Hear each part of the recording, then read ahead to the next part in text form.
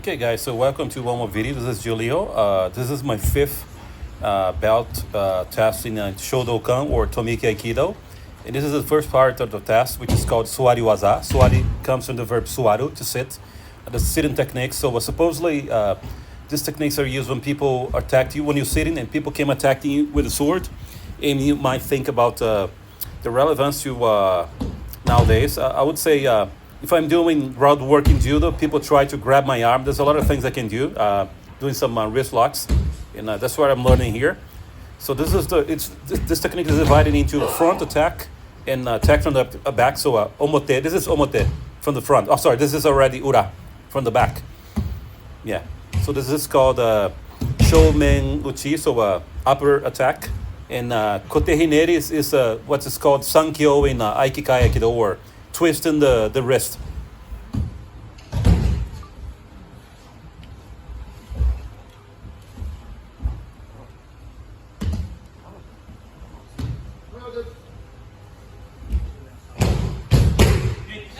All right, guys, so this is the second part of the test, which is called preparation for the atemi, or striking techniques, which is divided into three techniques here.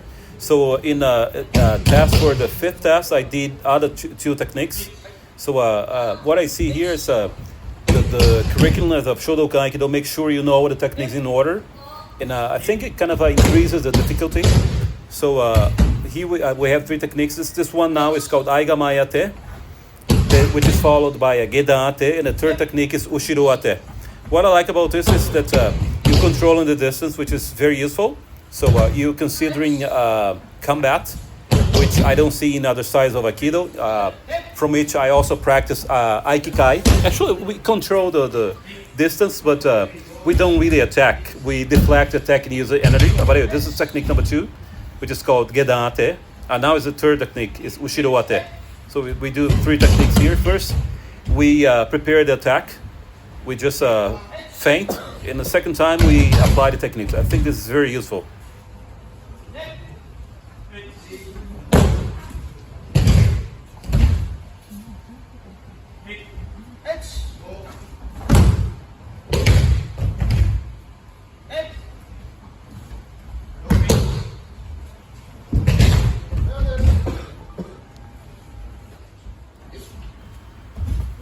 Right, so the third part of the test. So now we have called elbow techniques. So this one is called oshitaoshi, which literally means, the first one is oshitaoshi, so to push and take down. This is the second one is called udegaishi, which is a type of udegarami, was standing. The third one was wakigatama, which is prohibited in judo. This is called hikitaoshi. So, yeah. And then from hikitaoshi, we go to ude hineri, which is also another type of udegarami with throw.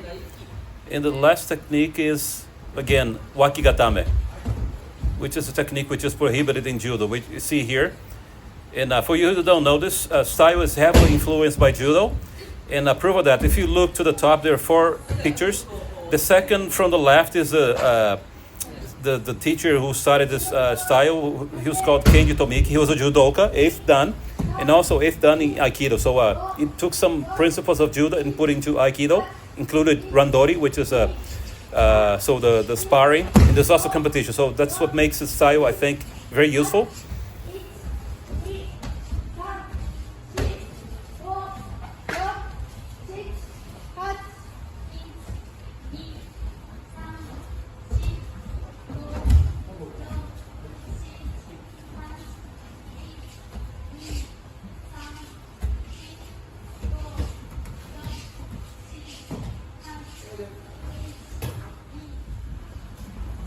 Okay, so this is the last part of the test.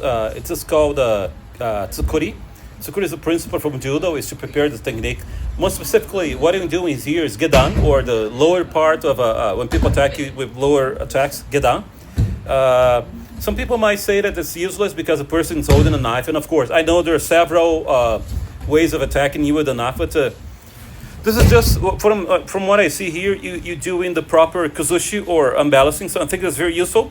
And okay, let's say, so people say this doesn't work, but let's say if you get attacked by someone with a knife and you have no training at all, I'd rather have the least training. I might get stabbed, but I might get lucky too if there's no other choice. I might get lucky, but at least I can try to do something. So I think this is very useful, and this is going to reflect in when I do the proper randori, because we have two types of randori. One opponent has a knife, of course, training knife. It's not a real knife. It's made of cloth. In another type, we don't have the cloth knife. The reason for the knife is to keep the distance. So I think this is very useful exercise too.